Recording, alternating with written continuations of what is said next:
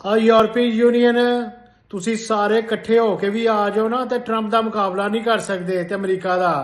ਤੁਹਾਡੇ ਪੱਲੇ ਹੈ ਕੀ ਇਹ ਭੁੱਖ ਦਾ ਗੱਡਾ ਹੈ? ਜਿੰਨੀ ਤੁਹਾਡੀ ਪਾਪੂਲੇਸ਼ਨ ਹੈ ਸਾਰਿਆਂ ਦੀ ਰਲਾ ਕੇ ਉਹਦੀ ਆਲਮੋਸਟ ਅਮਰੀਕਾ ਦੀ ਹੈ।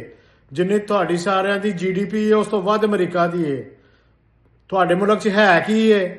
ਮੱਥਾ ਤੁਸੀਂ ਟਰੰਪ ਨਾਲ ਲਾਇਆ ਹੈ। ਨਿਊਯਾਰਕਰ ਹੈ ਬਚੋ ਉਹਦੇ ਕੋਲੋਂ, ਸਿੱਧਿਆਂ ਹੋ ਜਾਓ। ਬੜੀ ਤੁਸੀਂ ਰੰਗਬਾਜ਼ੀ ਕਰ ਲਈ ਹੈ। ਕਦੀ ਤੁਸੀਂ ਅਫਰੀਕਾ ਦੇ ਉੱਤੇ ਕਬਜ਼ਾ ਕਰ ਲਿਆ, ਕਦੀ ਤੁਸੀਂ ਮਿਡਲ ਈਸਟ 'ਚ ਚਲੇ ਗਏ ਹੋ।